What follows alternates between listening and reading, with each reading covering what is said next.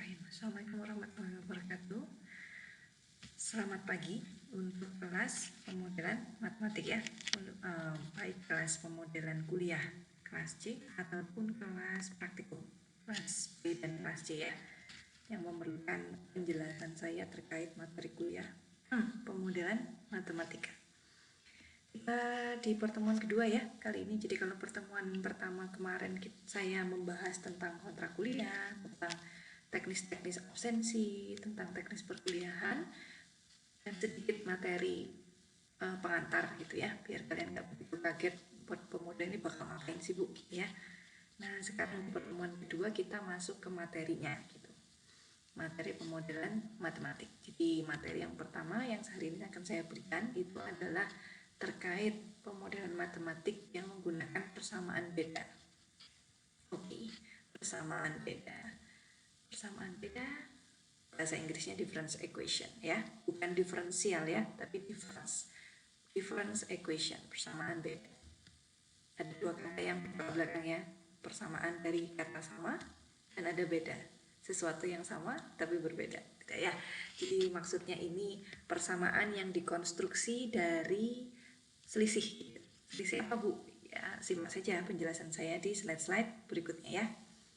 Jadi kita lihat maksudnya sama tapi beda ini apanya, apa yang sama dan apa yang berbeda gitu, yang dimaksud ini apa ya. Oke.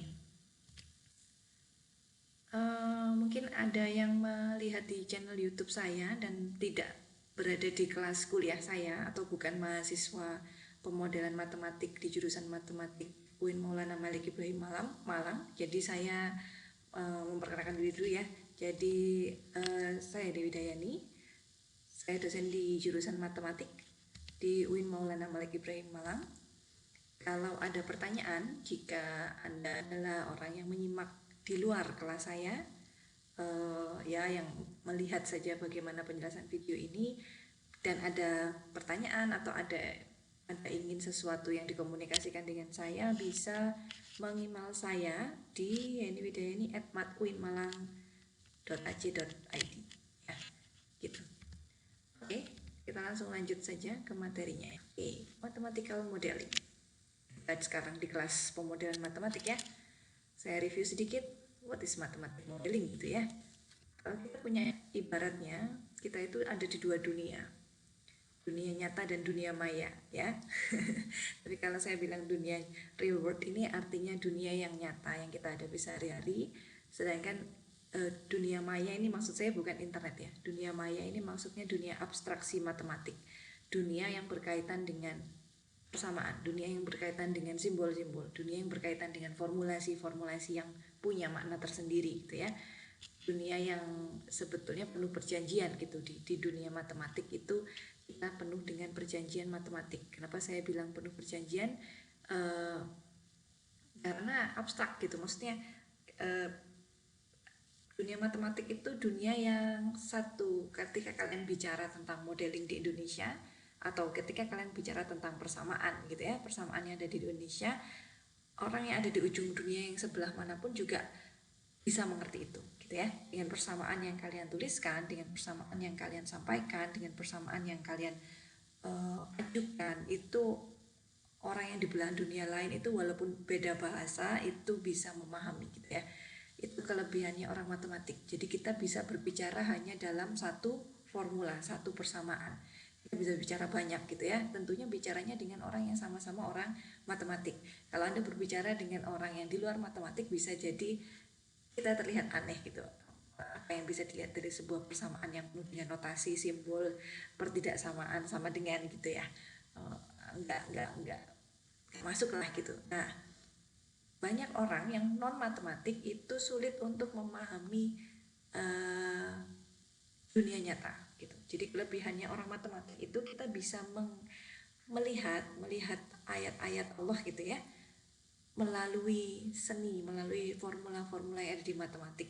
Jadi kita bisa melihat bahwa begitu sempurnanya gitu dunia ini diciptakan, begitu kompleksnya, begitu detailnya gitu ya, yang semuanya terangkum dalam persamaan. Nah, kemampuan manusia untuk mengabstraksikan dunia nyata ke dalam persamaan matematik itu kan terbatas ya.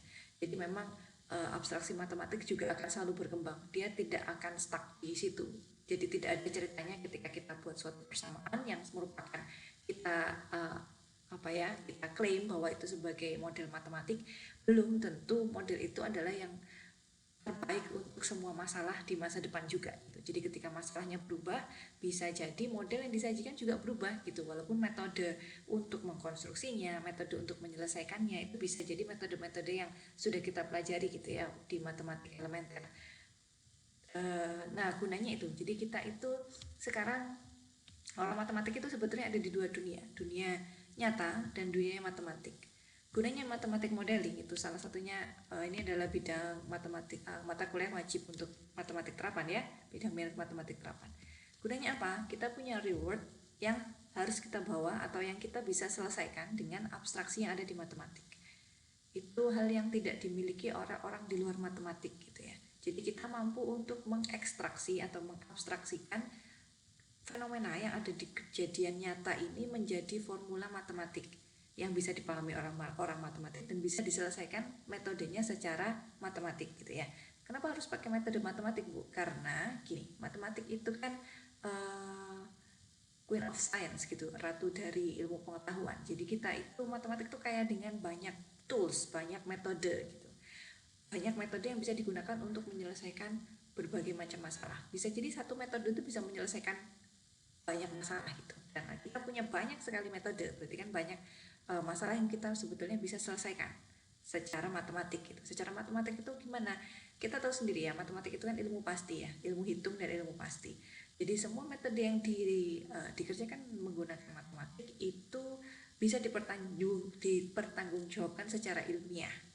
Artinya apa? Artinya ketika saya di sini, saya di Malang gitu ya. Saya menurunkan suatu model, lalu saya selesaikan secara eksak gitu, atau saya selesaikan secara numerik. Lalu saya dapat suatu hasil interpretasi gitu ya. Nah, ketika ada orang di ujung dunia, katakan ada orang di kutub utara atau di kutub selatan atau jangan di kutub lah, di benua Eropa gitu ya, di benua Eropa di negara mana gitu, itu mencoba menyelesaikan model yang saya ajukan dengan metode matematik yang sudah jadi perjanjian secara internasional tadi, itu sama hasilnya. Artinya apa? Artinya teruji ilmiahnya, jadi bisa dilakukan oleh orang di mana saja, tidak bergantung kepada subjektivitasnya itu minim gitu ya. Jadi bukan bergantung kepada siapa yang meneliti, tapi kita mau tujuannya apa, metodenya apa, dan kesimpulannya apa gitu. Jadi lebih sistematis, terstruktur, dan ilmiah gitu. Itu kenapa kita harus membawa ke abstraksi reward, kita bawa ke abstraksi di matematik. Lalu setelah jadi abstraksi terus gimana gitu. Ketika kita mau mengembalikan, kan tujuan kita tadi mau menyelesaikan masalah di dunia nyata ya. Ketika sudah menjadi abstraksi bukan berhenti hanya di situ saja, artinya harus kita kembalikan lagi ke masalah di dunia nyata. Cocok nggak gitu? Jangan-jangan hitung-hitungan kita secara metode itu sudah benar, tapi kesimpulannya nggak masuk gitu. Kadang itu, saya pernah dapat cerita gitu ya, waktu dulu saya kuliah S1, saya diceritakan oleh profesor saya itu begini. Jadi ketika ada anak teknik, S1 teknik, masih sekolah ya, mahasiswa berarti, dia melakukan studi lapang. Teknik ya, mengukur studi lapang, teknik mesin mungkin, saya juga lupa loh persisnya waktu itu ceritanya ya. Jadi intinya dia mengukur di lapang tentang diameter kayu, diameter pohon gitu ya, diameter pohon yang di hutan. Kita tahu sendiri kalau di hutan itu pohonnya itu bervariasi, ada yang muda, ada yang sangat tua, ada yang puluhan tahun, ada yang ratusan tahun gitu ya. Ada yang diameternya itu bisa sampai 3 atau 4 orang gitu yang harus merangkul berkeliling si pohon itu. Gak bisa dirangkul oleh satu orang, saking tuanya dan saking besarnya diameter. Ketika dilakukan hitung-hitungan, hasil akhir dari hitung-hitungan dia itu katakanlah 141 cm gitu ya, diameternya 141 cm. Oke, dapat hitung-hitungannya 141 cm nih Prof gitu. Ketika dilihat oleh profesornya hanya ketawa gitu. Ini kamu nggak salah hitung gitu. 141 cm ini hitungannya nggak masuk akal hasilnya. Si mahasiswanya pasti ngeyel ya. ini saya udah ngitung beneran, ini saya ngitung kalkulasi pakai Excel, pakai metode, pakai teknik-teknik regresi dan lain sebagainya, dapatnya ini Prof 141 cm. Profesornya dengan tenang menjelaskan bahwa kenapa saya bilang ini tidak masuk akal, karena satuannya cm. Nah, satuannya cm, padahal 141 cm ini itu harus dirangkul sampai 4 sampai 5 orang. Pohon yang kamu itu harus dirangkul 4 sampai 5 orang. Artinya itu bisa lebih dari 5 meter, bisa lebih dari 500 sekian centimeter gitu ya. Coba dicek lagi gitu. Jadi dikembalikan lagi ketika hitung-hitungannya kok nggak masuk akal. Harusnya ini masuknya baliknya harusnya minimal ya sekitar itulah gitu. Kurang dari 500 atau 490 sekian atau 500 lebih gitu. Jadi nggak masuk akal kalau hasilnya hanya 1,5 meter diameternya gitu ya. Bisa jadi itu yang gede sekali gitu memang secara lapangnya gitu ya. Nah, itulah gunanya kita mengembalikan lagi hasil yang sudah kita peroleh di abstraksi matematik ke dunia nyatanya. Masuk akal tidak? Oke, ternyata masuk akal. Berarti ini bisa ini menghasilkan suatu solusi lah dari metode matematik kita. Kalau ketika dicek, oke, ini nggak masuk akal ini, nggak mungkin kalau kayak gini. Kalau ini caranya terlalu kecil pohonnya kayak seperti masalah tadi ya. Artinya yang terjadi tidak cocok, berarti kembalikan lagi. Oke, berarti ada metodenya yang salah gitu. Metodenya kok sudah cocok, berarti mungkin ada datanya yang salah gitu ya. Jadi dicek semuanya gitu. Jadi tujuan kita itu tadi, abstraksi matematik itu untuk menyelesaikan masalah di dunia nyata. Jika dia tidak bisa untuk menyelesaikan masalah atau ketika dikembalikan ke dunia nyatanya tidak cocok, artinya harus ada yang ditinjau ulang gitu. Itulah kenapa matematik modeling itu suatu proses yang terus berulang gitu. Jadi bisa jadi selalu berubah. Apa saya contohkan? Penyebaran penyakit lah. Jadi zaman dulu itu penyakit kan selalu ada ya. Selalu ada masa-masa pandemi gitu. Kalau kemarin mungkin kalau kalian mengikuti beberapa video-video viral yang ada di YouTube atau di media sosial gitu ya, itu setiap 100 tahun itu selalu ada kondisi pandemi. Ada flu Spanyol, ada kolera, ada sampai sekarang kita menghadapi yang namanya COVID-19 gitu ya. Nah, apakah model penyebaran waktu flu itu bisa dipakai di model COVID? Mungkin nggak gitu dengan kondisi manusia yang sepadat sekarang gitu ya, dibandingkan yang pada saat flu Spanyol, dan mobilitas orang itu sangat tinggi pada saat sekarang. Mungkin pada saat flu Spanyol dulu tahun 1800 sekian itu belum ada pesawat, itu belum banyak orang yang bisa naik pesawat atau malah mungkin belum ada. Jadi orang berpindah antar benua itu masih sangat terbatas. Orang yang kaya sekali mungkin yang bisa naik atau mau pergi antar benua itu sangat terbatasi gitu ya. Mau pergi antar kota juga adanya mungkin sepeda pancal gitu ya pada zaman itu kondisi-kondisi yang membedakan kondisi dulu dan kondisi sekarang. Nah, ketika pada tahun pandemi flu Spanyol itu ilmuwan mempropos suatu model penyebaran penyakit, belum tentu model penyebaran itu bisa digunakan untuk saat ini. Dengan kondisi orang mobilitasnya tinggi sekali saat ini, lalu orang itu bisa sekolah di mana, rumahnya di mana, bisa kerja di mana, rumahnya di mana, bisa satu hari itu dia pergi ke kota lalu pulang ke kabupaten gitu ya, untuk rumahnya di kabupaten, kerjanya di kota gitu. Jadi bayangkan mobilitas yang sangat tinggi gitu, apakah bisa digunakan? Nah, itu harus di cross check lagi gitu. Caranya gimana? Ya caranya memang harus diteliti. Nggak bisa kita mengklaim bahwa ini nggak bisa digunakan, tapi hanya dengan melihat-lihat gitu ya. Atau ya bisa jadi digunakan gitu. Bisa jadi digunakannya setinggi apa prosentasenya. Nah, itu harus dicek, harus diteliti gitu ya oleh para peneliti di bidang epidemiologi atau di matematiknya, lebih tepatnya di matematika pemodelan gitu ya. Oke. Quotes dari Plato. Jadi Plato menyatakan better a little which is well done than a great deal imperfectly. Maksudnya apa? Jadi kita lebih baik memulai sesuatu dari yang kecil tapi sempurna gitu. Sekecil tapi lengkap, pas gitu, semuanya tuh pas sesuai gitu ya. Daripada kita membuat sesuatu yang besar tapi nggak perfect gitu. Ya nggak ada impactnya jadinya. Nah, tujuannya apa? Maksud saya apa sih? Maksudnya gini kan, kalian belajar sekarang kan di kuliah pemodelan matematik ya. Jadi jangan pernah membayangkan Anda akan langsung belajar hal-hal yang rumit, belajar yang kompleks. Wah, gimana ini menyelesaikan ini? Sederhanakan dulu semuanya. Ketika Anda bisa menjelaskan sesuatu yang kompleks dengan sesuatu formula yang sederhana, nah itu yang kita bisa bilang bahwa pemodelannya berhasil gitu ya. Pemodelannya oke, sukses, bahwa ini bisa menceritakan kejadian atau fenomena yang ada di dunia nyata ini dengan baik, dengan cukup baik gitu ya, bisa merangkum gitu ya. Berarti yang berpengaruh ini besarnya sekian persen, yang ini kurang berpengaruh besarnya sekian persen gitu ya.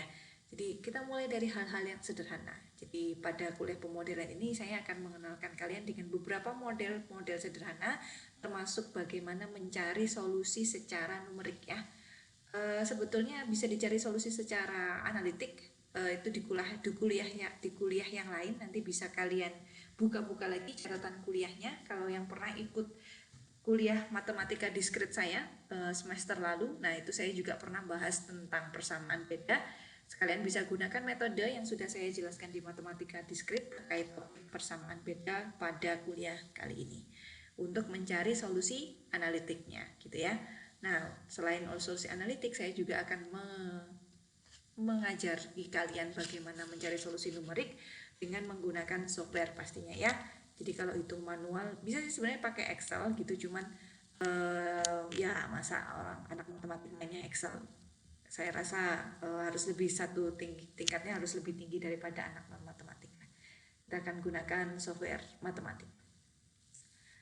Oke, softwarenya apa Bu? Jadi softwarenya saya gunakan Octave atau Maple ya. Jadi silahkan install Octave atau Maple di laptop kalian atau di personal komputer kalian masing-masing.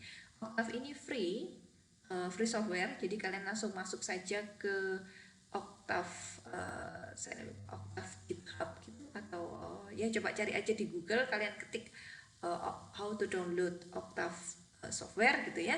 Nanti dia akan muncul linknya, lalu download untuk Windows 10. Atau bisa juga menginstal Maple software. Bu harus install dua-duanya. Saya sarankan iya.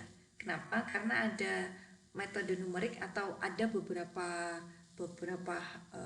code ya, atau beberapa grafik yang lebih mudah untuk dikonstruksi menggunakan Maple daripada menggunakan Octave. Jadi kalau Maple itu, kalau ada yang pernah belajar GeoGebra atau belajar matematika, nah itu softwarenya sudah se-user friendly itu gitu. Kalau Octave itu bentuknya masih seperti Python gitu.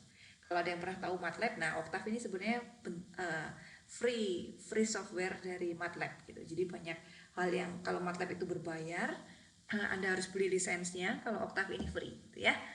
Jadi bisa di-download Octave atau Maple. Kalau Maple ini untuk Windows, saya kurang tahu kalau Maple untuk Linux ada atau enggak. Tapi kalau Octave ini untuk Linux ada. Nah, karena keterbatasan waktu ya, jadi saya tidak akan mencarikan. Ini kalian bisa lihat lah bagaimana menginstal Octave atau Maple di video YouTube saya yang lain gitu ya. Jika Anda kesusahan menginstal Octave atau Maple, nanti akan saya bikinkan video terkait how to install Octave atau how to install Maple in PC gitu. Ini saya akan mencontohkan untuk operating sistemnya yang Windows ya. Jadi kalau yang Linux cari-cari sendiri. Saya rasa Anda lebih, mahasiswa sekarang itu kaum milenial tuh lebih paham atau lebih cepat gitu untuk beradaptasi dengan saya harus install ini, saya harus install itu, dan itu memang diperlukan ya. Mumpung kalian masih mahasiswa, cari ilmu yang banyak, cari pengetahuan yang banyak, cari wawasan yang banyak, waktunya yang tersedia juga cukup luang. Jadi cari-cari bagaimana caranya menginstal Octave atau Maple. Kalau waktu kita tatap muka, kuliahnya tidak daring, saya bisa menggunakan lab untuk praktikum ya. Tapi karena kita kuliah online atau daring, saya harapkan laptop atau PC-nya juga kompatibel untuk bisa diinstal Octave atau Maple gitu. Bu, Maple kalau yang Octave itu free, Maple-nya gimana Bu? Maple itu free, bisa dicoba sampai 31 September atau Oktober ya. Silahkan dicek di websitenya Maple gitu. Jadi ada lagi, dia sedang memberikan bisa nyoba gitu. Jadi free trial-nya itu diberikan di websitenya Maple ya. Jadi coba nanti dicari-cari ya. Oke. Sudah oktavnya sudah siap Bu, mapelnya sudah siap. Oke, berarti Anda siap untuk memulai perkuliahan hari ini. Oke, ini sebenarnya rada mereview yang pertemuan kemarin ya. Jadi, oke, saya mulai dengan model yang paling sederhana, Spring Mass System. Oke, Bu, Spring Mass ini apa sih? Spring Mass itu pair yang kalau tahu bed apa namanya? Spring bed. Nah, spring bed itu dia ada pairnya ya, atau shockbreaker lah, shockbreaker sepeda motor itu paling kelihatan, yang paling gampang. Nah, itu bentuk pair lah gitu ya. Oke, jadi kalau saya punya pegas gitu ya, bahasa fisikanya kan pegas ya. Saya punya pegas nama sebelum dikasih beban yang gambar A posisinya. Jadi yang pangkalnya ditahan lalu di sini dilepaskan. Lalu gambar B itu pegas di mana diberikan beban. Ketika belum diberikan beban, kita anggap panjangnya sampai sini gitu ya. Setelah diberikan beban, kita bisa hitung selisih panjangnya bertambah sepanjang B gitu. Oke. Terus mau apain Bu? Oke, kita bisa ambil data ya. Jadi sesederhana itu sebenarnya. Dari fenomena-fenomena yang ada di yang kalian lihat setiap hari itu, kalian bisa melihat adanya selisih ya. Selisih hari ini dan kemarin, selisih selisih utang, selisih tabungan, selisih uang pulsa gitu ya, selisih paket data kalian sendiri, hari ini sudah berapa giga, besok berapa, oh berarti saya sehari itu menghabiskan berapa giga. Itu hal yang paling gampang dilihat. Jadi setiap hari itu kita yang paling mudah dilihat itu adalah selisih ya. Kalau diselisihkan, saya punya masanya itu 50. Kalau masanya saya variasikan dari 50, 100. Kalau 50 nambahnya 10. Kalau 100 nambahnya 1,875. Ini dalam sentimeter ya. Kalau 150 itu jadi 2,75. Dan seterusnya sampai 550. Kita punya data massa, kita punya data X. Mau diapain Bu? Cara pertama adalah kita plot saja. Nah, ini ya. Jadi titik biru ini adalah plot data asli. Jadi persis data ini. Yang merah apa Bu? Yang merah itu adalah modelnya gitu. Jadi jangan membayangkan model yang susah ya. Nah, ini kalian bisa lihat modelnya saya peroleh dari data yang 4,875, massa 300 dan massa 200. Itu massa 200 bertambah panjang 3,25 cm, massa 300 bertambah panjang 4,875. Artinya ini saya anggap sebagai X1, Y1, X2, Y2. Mencari selisihnya gimana? Delta Y per delta X. Artinya 4,875 dikurangi 3,25, 300 dibagi 300 dikurangi 200. Jadi saya dapat nilai 0,01625. Slope ini kemiringan ya. Jadi kemiringan kan kita tahu dia delta Y per delta X. Sehingga saya bisa tuliskan bahwa delta kemiringannya itu kalau dikaitkan dengan massa, jadi kalau ini Y dan ini X, maka Y-nya sama dengan M dikali X gitu ya. Dengan X-nya kan sekarang massanya. Kemiringannya berapa? 0,01625. Nah, ini kalau saya plot Y sama dengan 0,01625 kali X, ini dapatnya yang garis merah. Ya, itu plotnya gimana Bu? Oke, saya masuk ke Oktav ya. Nah, ini Oktav saya. Ini saya kontrol, saya edit format comment. Ya, tinggal jalan di sini. Nah, ini kalian bisa lihat ya. Ini yang merah ini adalah prediksinya. Aksis, oke, hilang dia. Ini kalian bisa melihat tools. Oh ini. Oke.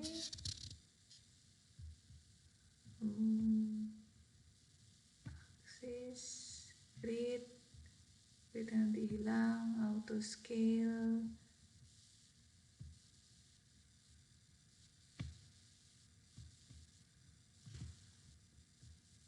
Edit. Nah, ini kalian bisa main-main di sini ya.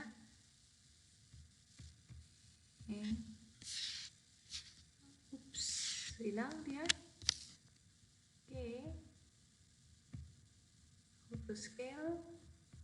Nah ini kelihatan ya, jadi yang merah ini adalah modelnya, yang biru adalah datanya. Gunanya apa? Gunanya gini, gunanya untuk melihat, misalkan kan saya punya data di sini hanya sampai, kalian bisa lihat ya, ini bentar. Nah, data di sini hanya sampai 550, masanya 550. Kalau saya punya masa yang lebih besar, 1100 gitu ya. 1100 masa saya harus nulis satu ya. Oke. Kalau mau 1100 gimana? Ya, 1100 jadi lebih enak kan. Ini kita bisa lihat atau kita bisa running dari di sini. Kalau 1100 plotnya kita bikin dari X-nya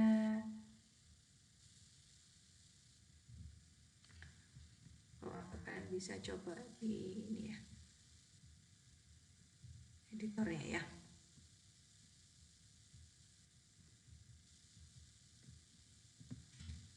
View workspace editor command window. Ini kalian bisa lihat Windows workspace tadi berapa? 0,0. Ini memang kekurangannya Octave dibandingkan MATLAB, ini jadi lebih lemot sih. 0,0 berapa tadi? 0,0165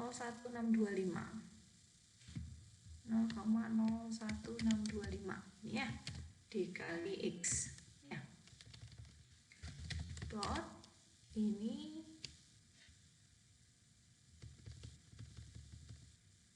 oke, kita definisikan dulu X nya. Ini kalian bisa hitung sih sebenarnya, nggak harus pakai plot. Ini dikali, saya mau tadi berapa bebannya?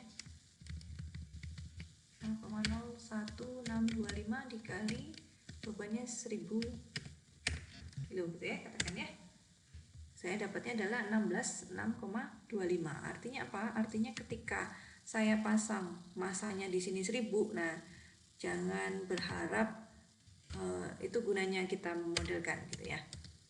Jadi ketika saya mau cari yang masanya 1000 itu kira-kira pertambahan panjangnya berapa? Berarti 1000 dikali 0,01625 dia akan dapatnya 16,625. Jadi dia nambah ke bawah di sini.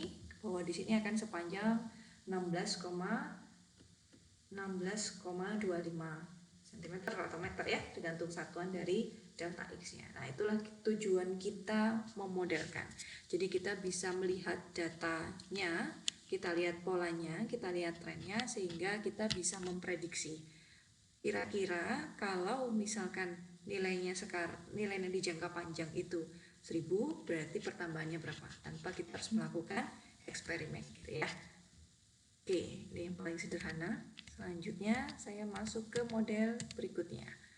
Jadi modeling perubahan. Nah, saya kan tadi sudah sebut ya. Jadi hal yang paling mudah untuk dilihat di kehidupan sehari-hari itu adalah perubahan yang terjadi gitu. Bagaimana si A dan si A itu berubah terhadap saya, apakah dia makin mendekat atau dia makin menjauh gitu ya. Nah, kayak gitu-gitulah. Jadi perubahan mood, nah itu kan juga gampang dilihat, cuman sulit untuk dilihat secara kuantitatif, hanya ukuran kualitatif ya. Oke, intermezzo saja. Oke, jadi perubahan itu kita bisa definisikan secara matematis itu nilai sekarang dikurangi nilai jangka panjang atau nilai di masa depan dikurangi nilai yang sekarang. Artinya kalau kita mau dapat nilai yang jangka panjang, nilai di masa depan itu kita tambahkan nilai sekarang, kita tambah dengan perubahannya. Simple ya, sederhana, gak rumit kok. Jadi kalau saya dikatakan hari ini itu hari ke N gitu ya, hari ini hari ke N dan saya peroleh informasi bahwa pertambahannya di hari ke N itu sebanyak sekian. Artinya totalnya adalah total hari ini ditambah selisihnya ke pertambahannya kan ya, ini jadi akan total di hari besok gitu, di hari N+1.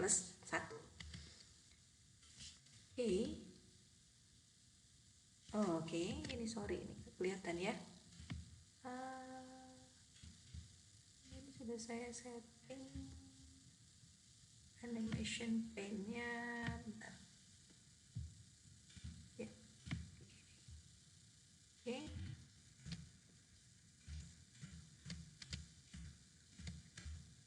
Nah, jadi jika perilakunya itu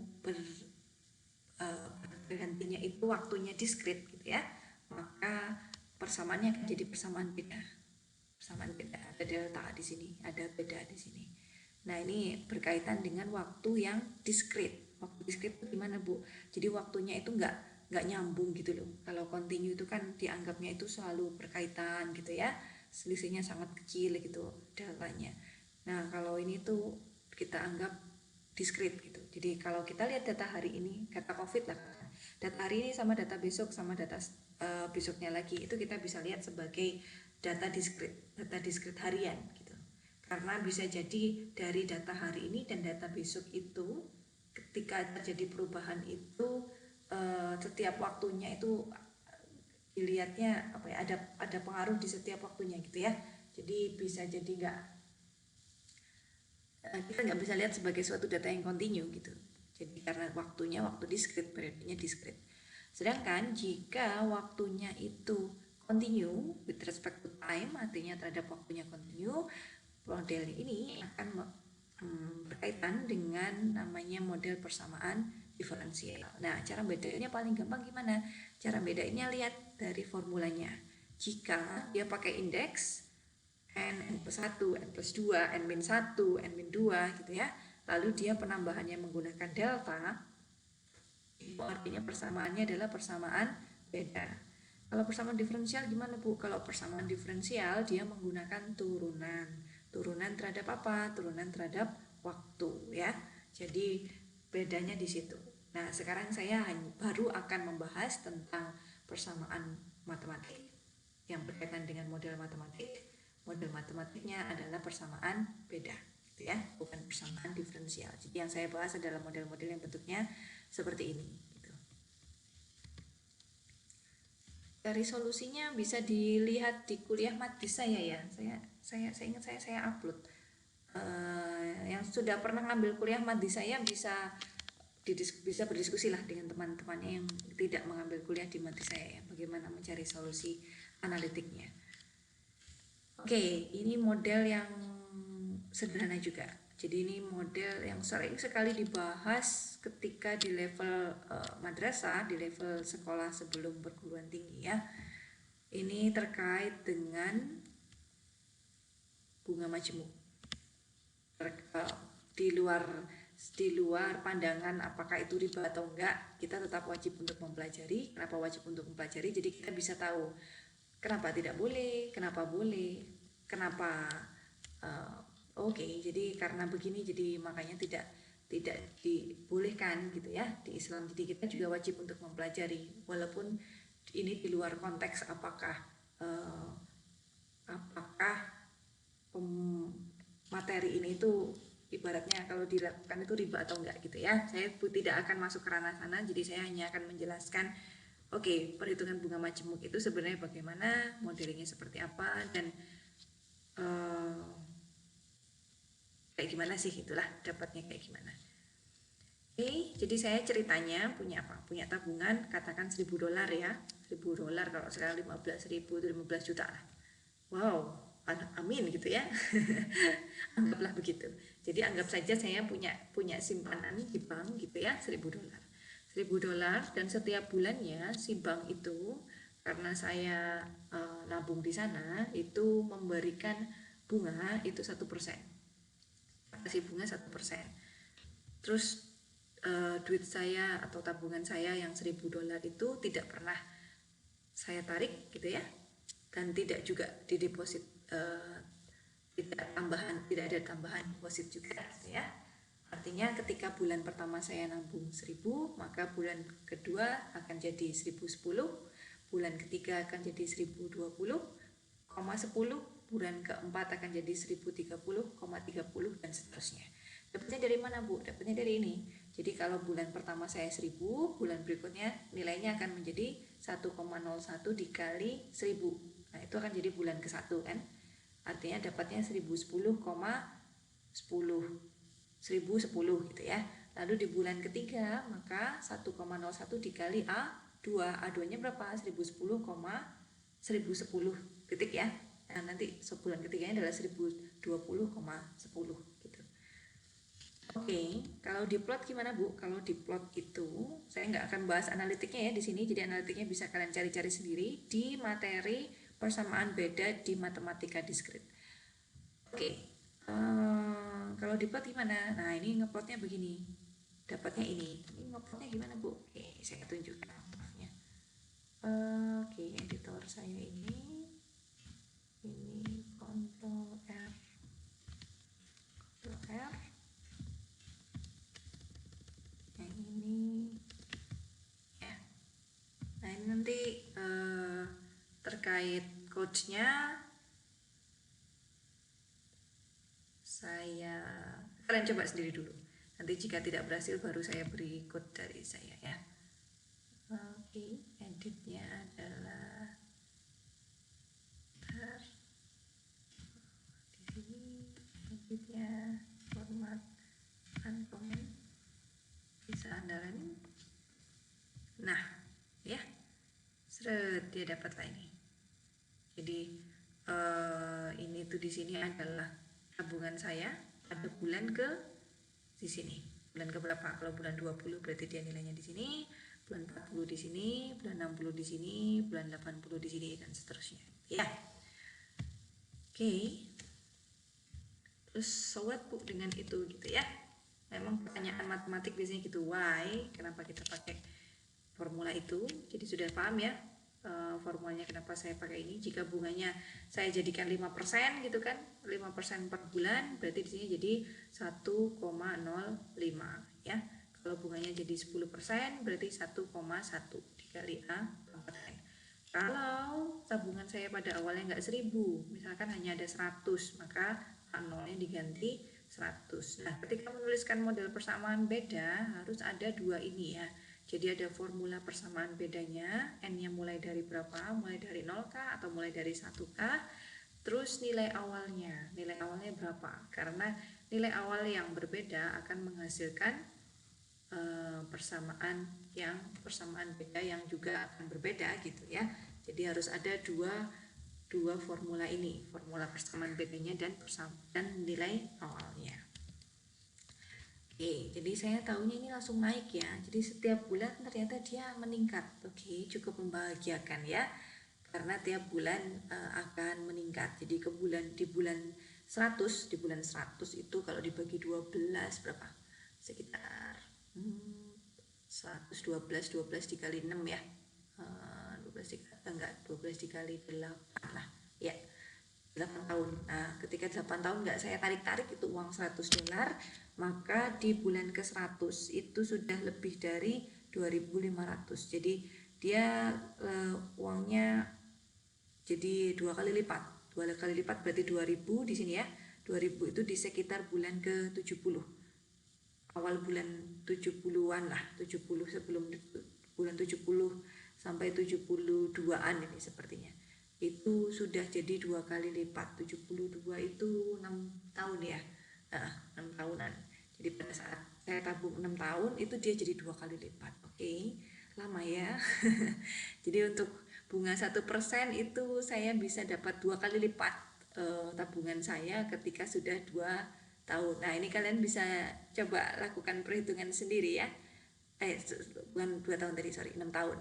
Jadi kalian bisa coba hitung-hitung sendiri. Kalau kalian punya tabungan di bank, sekarang berapa Bu? Sekarang tabungan saya 100.000 Bu. Oke, 100.000 katakan nggak kepotong admin dan lain sebagainya, biaya ATM, biaya M-Banking, e-Banking dan lain sebagainya. Kira-kira nanti akan jadi 1 juta atau akan jadi 10 juta berapa tahun ke depan gitu ya. Bisa dicoba-coba sendirilah untuk tabungan kalian gitu ya. Oke, jadi kalau kita nabung di bank menguntungkan untuk penabungnya karena akan makin meningkat ya gitu. Ini dari sudut pandang orang yang menabung. Saya tidak melihat dari sudut pandang ribunya ya. Jadi tolong itu di garis bawahi ya. Oke, ini tadi menabung di bank. Nah, yang berikutnya adalah saya ini KPR gitu. KPR ini kredit rumah. Nah, kredit rumah. Jadi ceritanya apa sih Bu? Ceritanya itu gini, 6 tahun yang lalu. Ceritanya itu misalkan orang tua kalian gitu ya, 6 tahun yang lalu itu kredit rumahnya harganya $80.000. Nah, kreditnya 80.000 untuk 20 tahun. Gitu. Jadi akan dibayar perjanjian dengan pihak banknya, dia pinjam 80.000 untuk beli rumah dan akan dibayar selama 20 tahun dengan pembayaran bulanan. Pembayaran bulanan per bulannya akan ditarik cicilan $880,87 dengan bunga 1% gitu ya. Terus ternyata orang tua kalian tuh udah bayar 72 kali pembayaran gitu, 12 kali 7 ya. 12 kali 7 12 kali 6 nih, 12 kali 6 ya benar. Jadi 6 tahun pembayaran itu kan 6, ya memang kan sudah 6 tahun yang lalu ya, artinya sudah 72 kali orang tua kalian mencicil bayaran sebesar 880,87 per bulan. Terus pengen tahu kira-kira beresnya kapan ya cicilan ini ya, kan memang targetnya 20 tahun gitu ya, apakah akan selesai di 20 tahun gitu, ini kok kayaknya masih lama, masih 6 tahun loh, 6 tahun dari 20 itu masih belum ada sepertiganya gitu ya. Oke, masih kira-kira di tahun keberapa ya bakal ketutup gitu, bakal selesai gitu. Nah, caranya gimana? Cara modelingnya itu tadi kita cari selisihnya. Selisihnya gimana sih Bu? Selisihnya itu adalah delta BN gitu ya. Kita notasikan delta BN sama dengan BN plus 1 min BN. BN plus 1 nya gimana? BN plus 1 karena bunga tiap bulannya adalah 1%, artinya penambahan BN plus 1 nya adalah 0,01 dikali BN dikurangi cicilannya ya. Kok bisa gini Bu? Ini kan delta BN itu artinya sisa uang atau sisa hutang yang harus dibayar gitu. Sisa hutang yang harus dibayar sebanyak 0,01 BN dikurangi modalnya, dikurangi cicilannya yang tiap bulan itu ya, akan berkurang setiap bulan. Jangan lupa menuliskan initial condition. Nilai awalnya berapa? Nilai awalnya adalah 80.000. Jadi akan harusnya minus ya, berkurang makin kecil ya. Jadi kalau tadi nabung itu kita makin naik, kalau ini harusnya dia makin turun. Oke, ini saya plot. Saya tidak menjelaskan analitik ya di sini. Silahkan dicari sendiri. Nah, ini saya jelaskan numeriknya. Jadi ketika saya plot dapatnya begini. Nah, ini code-nya nanti, code-nya saya tunjukkan saja. Code-nya di sini, Ctrl F, edit, comment, format, comment. Ya. Oke, nah ini saya dapatnya begini nih. Artinya turun terus ya.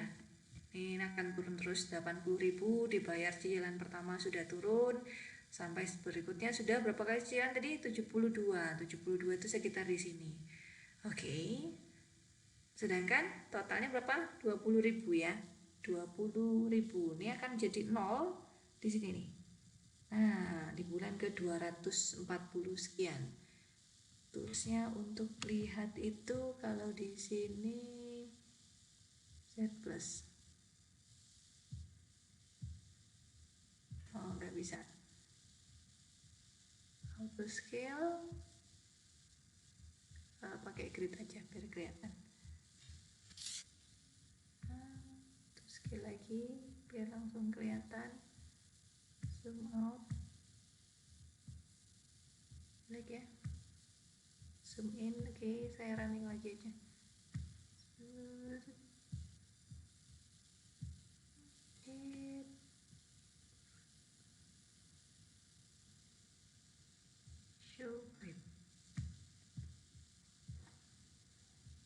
Ya, ini memang kelemahannya free software ya, jadi memang terbatas untuk beberapa hal. Nah, saya belum menemukan bagaimana melihat. Oh, ini nih, sorry. Ini kalian bisa lihat di sini nih, di pojok kiri bawah itu ada koordinatnya. bisa lihat di sini. Nah, jadi ini berapa di sini? 240, nih ya. Ini kalian bisa lihat di sini di bagian kiri bawah. Ketika kursor saya arahkan ini akan berganti sesuai dengan koordinat yang ditunjuk. Nah, di sini. Ini dia 0. Cukup. Harus hati-hati ya. Sekitar 240 lah. 240. Ya. Kalau mau di zoom bisa di bagian sini. Nah, lebih cantik juga. Kalian bisa zoom, lalu kalian bisa arahkan kursor ke situ sehingga bisa kelihatan ya nolnya itu. Jadi sebelum 241 itu sudah akan lunas. Jadi bulan ke 241 kalau dibagi 12 tuh ya 20 tahun itu tadi ya. Oke, jadi banknya nggak bohong nih, beneran ternyata di bulan ke di 20 tahun itu, di bulan ke 241 baru beneran lunas gitu ya. Nah, ini kalian bisa coba-coba gitu. Ya, orang matematik bisa memprediksi lebih jauh gitu ya. Jadi bisa memahami, oke, perhitungannya kenapa bisa selesainya di 20 itu seperti itulah gitu ya. Bukan hal yang aneh gitu buat orang matematik terkait hal ini. Oke, kemudian saya masuk ke model lain. Jadi di model lain ada tentang pertumbuhan ragi, pertumbuhan ragi atau bakteri atau jamur gitu ya di sebuah kultur. Nah, ini tidak saya batasi kulturnya. Oke. Nah, jadi kalau misalkan ada anak biologi praktikum gitu ya, melihat banyak ragi atau banyak bakteri di bawah mikroskop gitu ya, dia mengobservasi bahwa di setiap jam itu banyak dari biomas ini lebih ke gini, kan nggak mungkin kita ngitung satu persatu gitu ya. Bayangkan segini banyaknya, terus tiap jam kalian harus hitung satu, dua, ada yang gede, ada yang makin kecil gitu, itu nggak make sense. Paling gampang adalah menghitung biomas itu kayak per kilonya gitu. Jadi dalam 1 jam nambah jadi sekian kilo, dengan kira-kira satu sel itu sekian nanogram gitu ya. Nah, ini kita observasi, ini adalah tiap jamnya pertambahan biomasanya. Jadi pastinya setiap jam akan naik ya, nggak mungkin makin turun ya, karena kan dia bertumbuh gitu. Terus kita bisa peroleh juga dari data ini, kita bisa konstruksi perubahannya. Jadi perubahan dari 0 ke 1 ini tinggal dikurangi, 18,3 dikurangi 9,6 jadi 8,7, 29,0 dikurangi 18,3 jadi 10,7, 47,2 dikurangi 29,0 jadi 18,2, dan seterusnya sampai jam ke-7 saya dapat deltanya 82,7. Nah, untuk pertumbuhan bakteri itu kita bisa lihat ya bahwa pertambahannya adalah PN plus 1 min PN. Jelas ya? Ini model yang paling sederhana yang diajukan itu selisihnya itu akan proporsional dengan banyak populasi di waktu ke N. Selisih ke N akan proporsional dengan banyak populasi di waktu ke N gitu. Ya, maksudnya gimana Bu? Oke. Sebentar. Nah, ini saya plot antara biomasa atau P-nya dengan ini. Jadi yang saya plot adalah ini sumbu X dan yang di sini sumbu Y. Jadi di sini biomasnya, yang di sini perubahannya. Lihat ya, naik. Ini terlihat sekali bahwa dia mengikuti apa? Model persamaan garis lurus ya. Kalian pakai regresi aja akan ketemu ini modelnya. Bisa kalian coba sendiri. Jadi misalkan di waktu biomasnya yang 170 sekian. Nah, ini ke sini gitu ya. Ini ke sini, ini jadi X1, ini Y1, X2, Y2. Lalu kalian cari delta Y per delta X, artinya itu jadi slope-nya, jadi kemirikannya. Nanti kalian bisa plot garis merah seperti yang spring tadi, seperti spring mass system model PIR tadi ya. Kalian bisa prediksi, jadi ketika biomasnya lebih dari 250, 300 misalkan, atau 350, kalian bisa tahu perubahannya berapa. Nah, ini Jadi ini terlihat bahwa hubungannya antara delta PN selisihnya dengan KPN itu proporsional ya. Oke. Lalu peneliti kurang puas gitu, ya cuma garis lurus gitu ya, kurang menarik gitu untuk diceritakan. Oke, bagaimana cara kita melihat? Nah ini terrevisi. Jadi sebetulnya ada asumsi yang dilanggar di model ini, itu ada asumsi yang dilonggarkan. Apa? Karena kita anggap bahwa tempat untuk ragi itu bertumbuh itu tidak terbatas. Jadi makanannya itu banyak dan tidak terbatas. Padahal secara kenyataannya kan nggak mungkin ya. Kenapa nggak mungkin? Karena ragi itu pasti akan dikembangbiakan di satu media, misalkan di sebuah cawan gitu ya. Nah itu cawan itu kan dikasih makanannya terbatas. Terus lokasi tempatnya, areanya juga terbatas. Jadi tidak mungkin akan naik terus gitu. Ketika dia sudah penuh, saya contohkan di sini. Nah ini cawannya, kalau kita biarkan terus sampai titik hingga, ini lama-kelamaan kan akan penuh. Ketika cawan ini penuh, raginya tidak akan bisa berkembang lagi kan, mepet gitu. Jadi ketika mau nambah lagi orang baru itu harus berkompetisi dengan orang yang lain di sini, dengan individu ragi yang lain di sini. Artinya akan ada kompetisi antar spesies di situ ya, antar spesies mereka sendiri ya, seleksi alam lah, siapa yang kuat, siapa yang bertahan. Seperti manusia ya. Jadi kalau zaman dulu, mungkin waktu zamannya manusia pertama di muka bumi ini, Nabi Adam dan Siti Hawa itu bebas gitu ya, seluruh dunia itu milik mereka berdua ya, dimanapun itu anak-anaknya masih sangat banyak bisa berkembang gitu kemana-mana.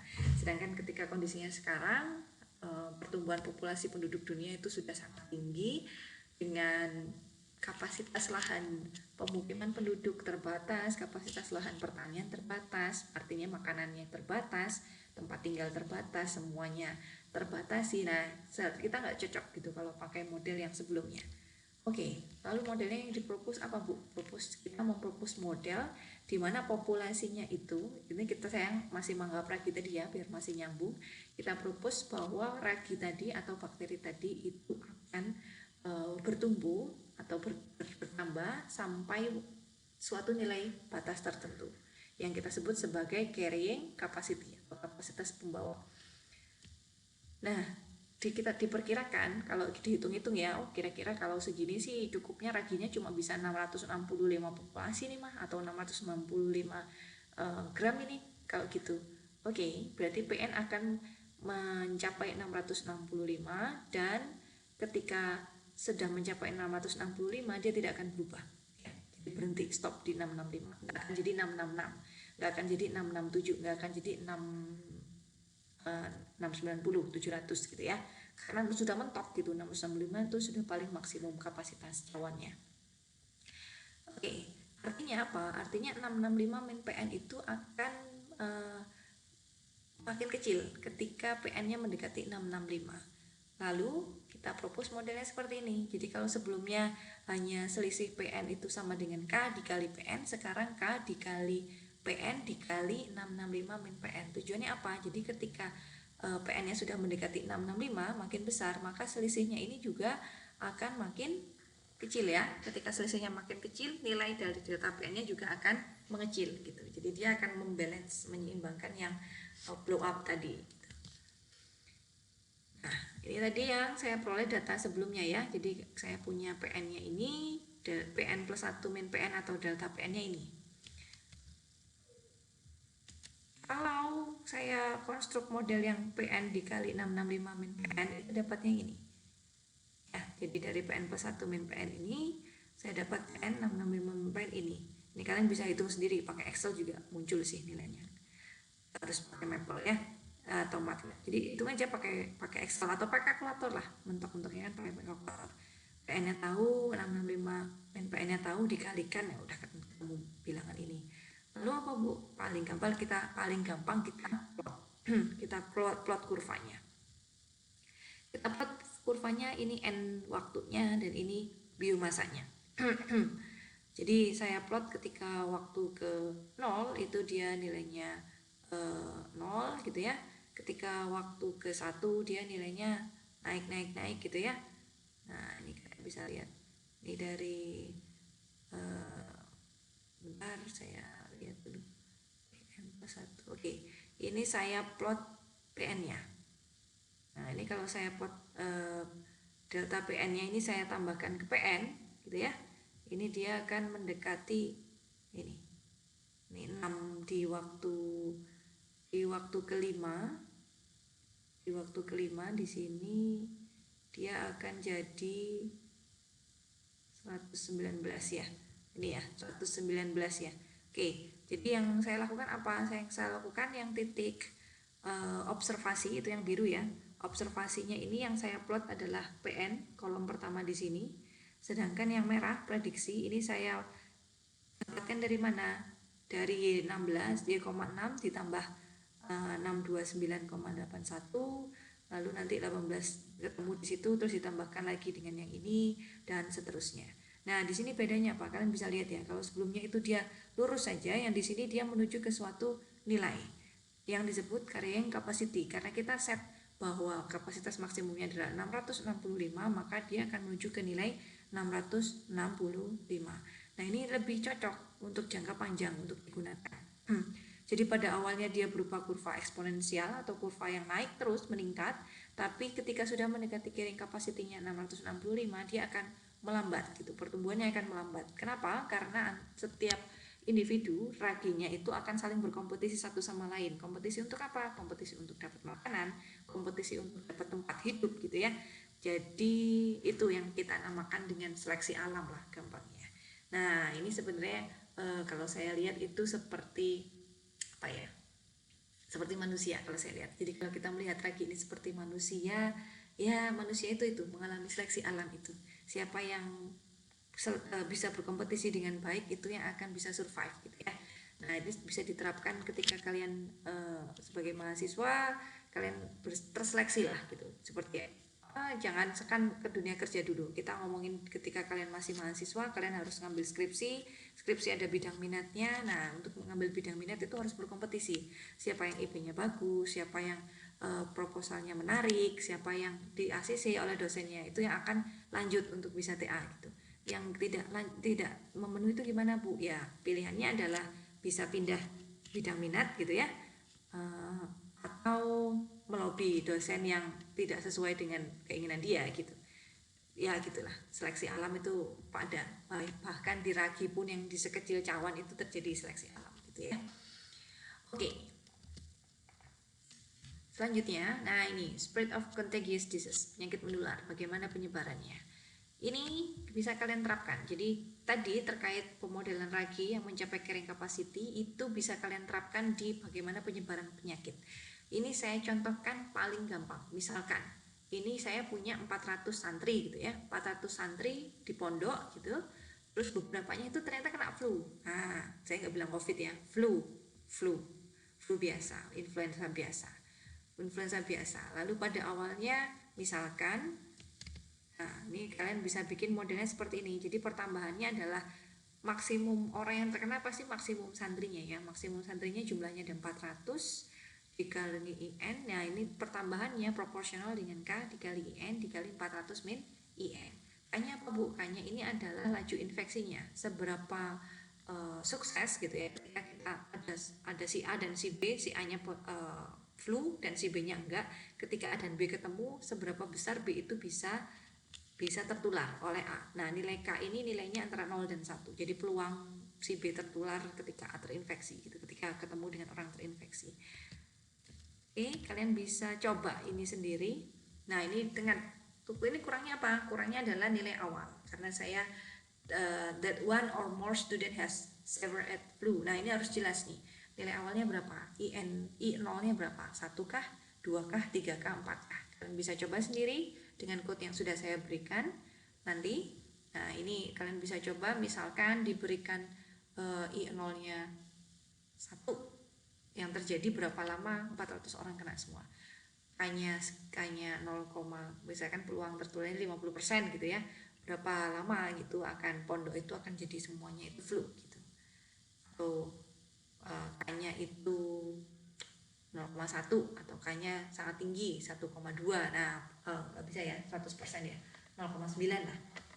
waktu untuk mencapai kapan satu pondok itu flu itu bervariasi kan ya, bergantung pada nilai awal. Itu bisa dijadikan rujukan gimana. Jadi sebelum terjadi 400 orang itu terinfeksi oleh flu, maka kita bisa lakukan apa? Misalkan ketika hari ketiga orang yang flu kita sendiriin, dijadiin ruangan sendiri aja gitu. Dibikinkan satu ruangan khusus untuk yang sakit gitu. Bukan dikucilkan ya, lebih tepatnya diobati, dirawat sehingga terus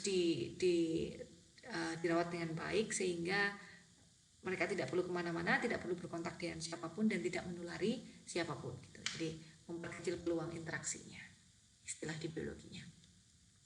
Oke, ini bisa kalian coba sendiri.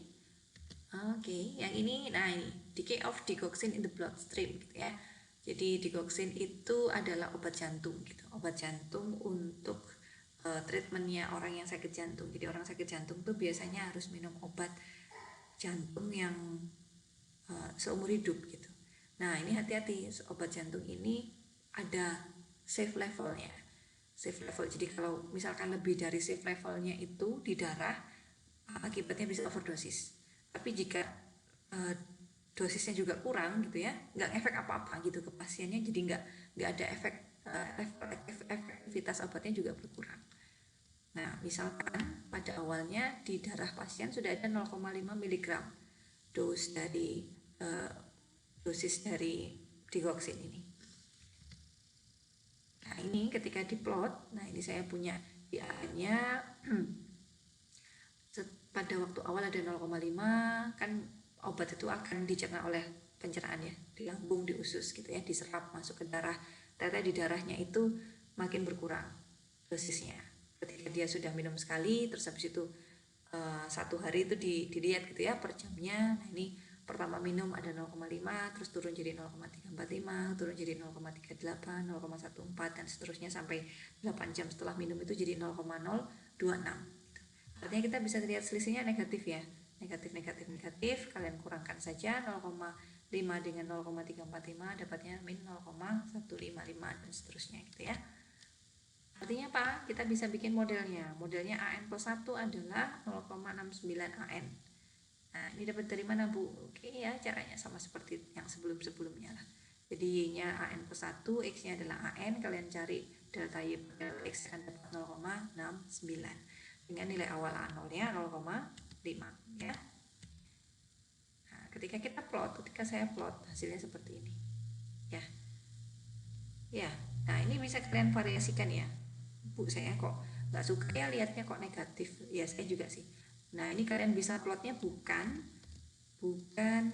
AN terhadap delta AN, tapi AN terhadap AN+1. Karena AN+1 kan kadar digoxin di dalam darah ya, jadi tidak akan pernah bernilai negatif. Nah itu kalian bisa plot AN+1 nya, AN+1N dan AN+1 itu akan kelihatan juga modelnya, atau AN dan AN+1 itu dia akan positif gitu ya.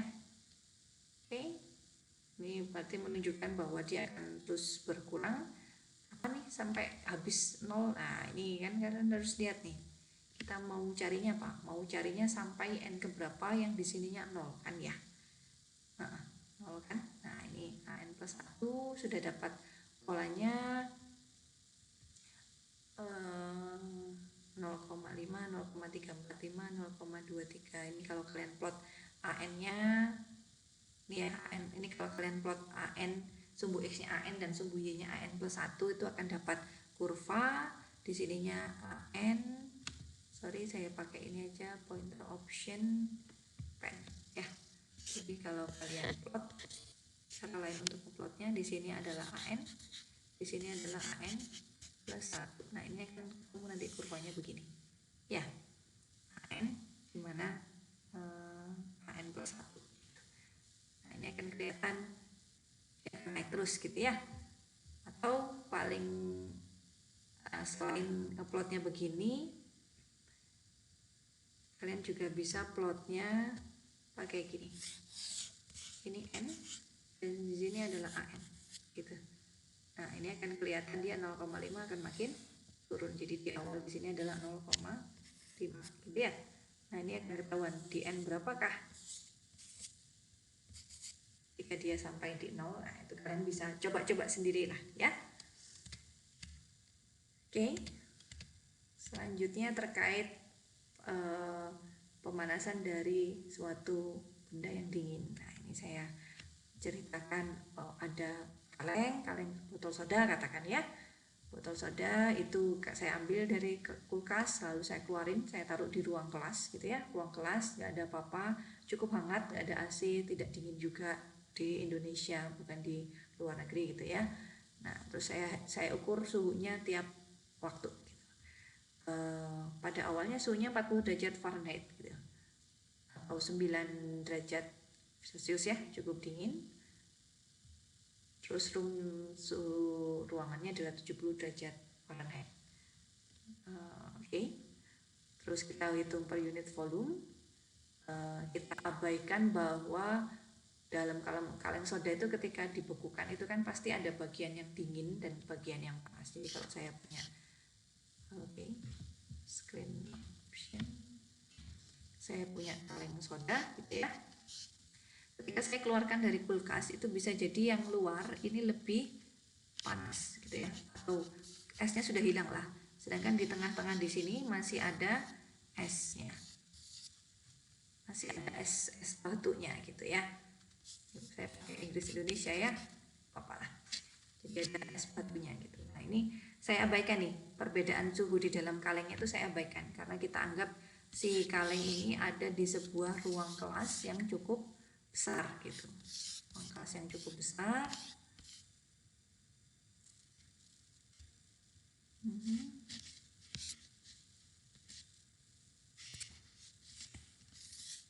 Nah, saya anggap di ruang kelas yang cukup besar sehingga volume ruang kelasnya itu jauh lebih besar daripada kalengnya, jadi bisa saya abaikan lah perubahan di dalam kaleng ini.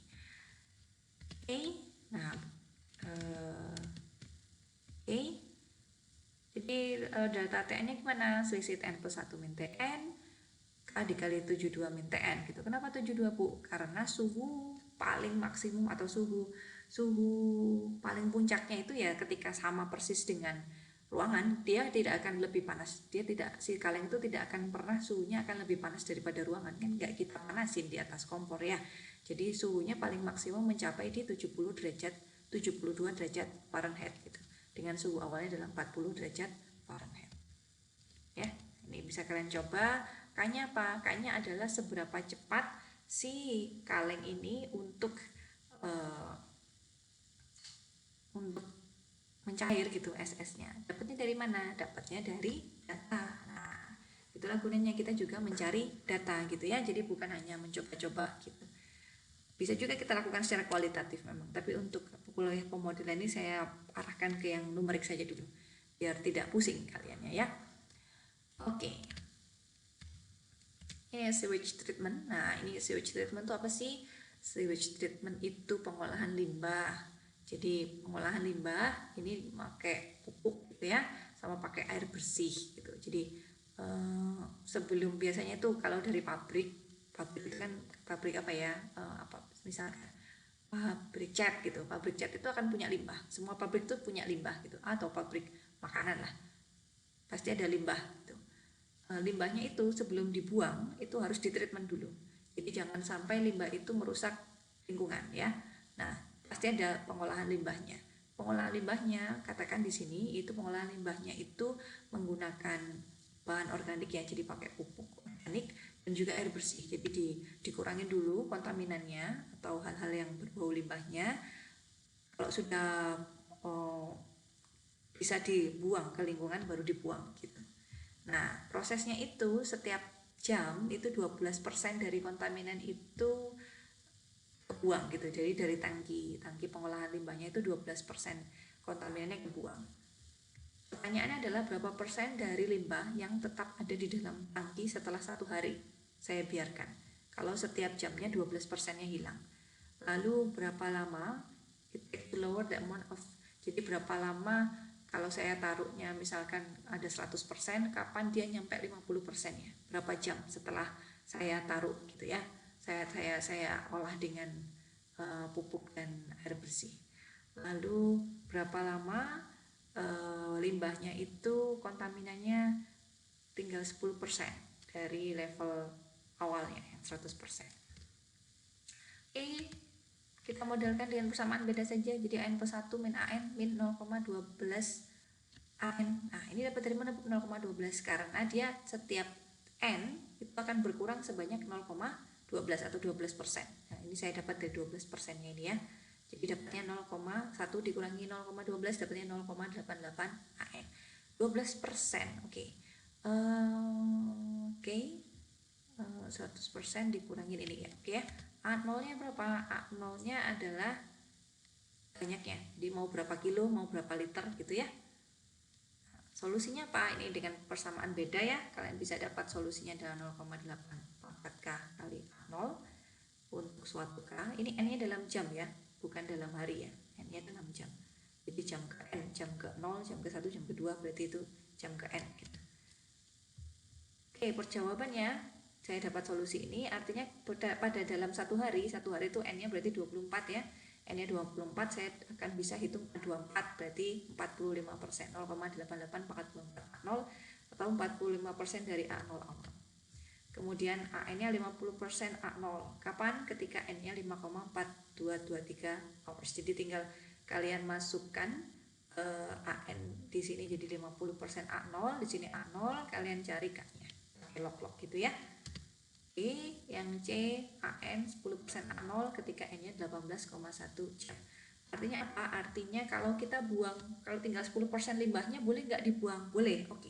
Berarti si limbah ini bisa dialirkan keluar dari tangki setelah 18 jam pemrosesan di dalam tangki gitu ya.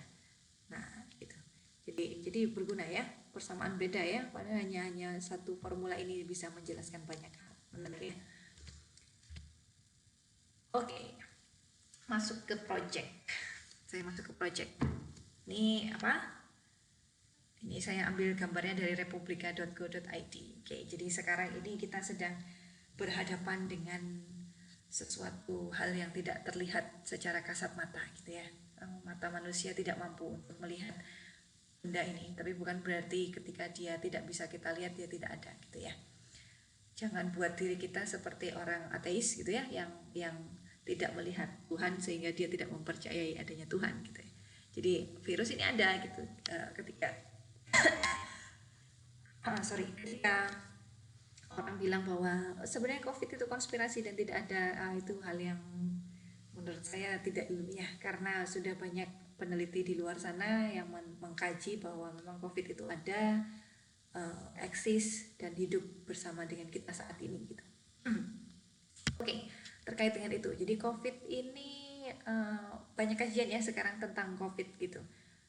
Sudah di mana-mana di semua belahan dunia itu dia menyerang gitu. Awalnya dari Wuhan 2019 akhir, awal Januari itu masuk ke Indonesia dengan 2 orang pertama terinfeksi di Depok atau positif COVID. Lalu sekarang jadi beratus ribu, hampir 200.000 orang di Indonesia ya yang terkonfirmasi positif. Ada yang OTG, ada yang positifnya jadi cukup parah sehingga perlu diisolasi atau perlu dirawat di rumah sakit dengan menggunakan respirator gitu ya. Oke, lalu kita bisa peroleh apa dari situ? Apa yang bisa kita lakukan sebagai orang matematika untuk masalah nyata ini? Nah, saya di sini mencoba mengajak kalian untuk ya kalian mahasiswa ya agak sedikit gunakan ilmu yang sudah kalian peroleh tadi, ilmu sederhana yang saya jelaskan tadi. Cukup model-model sederhana yang sudah saya jelaskan. Silahkan bikin kelompok 2-3 orang. Kita akan mencoba untuk membuat model sederhana dari penyebaran COVID ya. Tujuannya apa? Nah ini. Jadi kalau kita lihat di covid.go.id itu ada update harian tentang data COVID di Indonesia. Jadi ada suspek berapa, ada spesimennya berapa, ada provinsi, kabupaten, kota yang terinfeksi. Ini orang meninggalnya jadi meningkat 108, ada yang sembuh 2220, selisihnya dari meningkat dari hari sebelumnya. Ini update 5 September ya, berarti ini meningkatnya dibandingkan data 4 September. Terkonfirmasi ada 190,665. Lalu dunia juga ada datanya gitu. Ini saya ambil dari John Hopkins Coronavirus Resources Center or World Center Resources Center, Coronavirus Resources Center or World in Data, the COVID Tracking Project ABC. Saya mencari sendiri di internet. Nah, ini saya dapatkan kurva kumulatif, kurva jumlah positif corona kumulatif setelah kasus ke 100 gitu. Setelah kasus ke 100. Nah, ini kelihatan kalau kita tadi sudah mempelajari tentang carrying capacity di Ragi, ini terlihat ya bahwa untuk beberapa negara itu sudah mulai menuju ke kapasitas maksimumnya. Kapasitas maksimum orang yang bisa terinfeksi, seperti di Taiwan itu sudah berhenti di sini, New Zealand, NZ itu New Zealand ya, bisa di sini sudah mulai rata gitu di sini. South Korea, Australia ini masih agak naik, Sweden agak naik, ada Jepang, ada Cina gitu ya. UK ini juga sudah mulai rata. Cuman ada yang masih naik juga, India ini masih naik terus, ini Meksiko masih naik terus, US juga masih naik terus. Indonesia tidak ada ya di sini ya. Oke, dari semua ini apa yang bisa kita lihat, apa yang bisa kita analisa?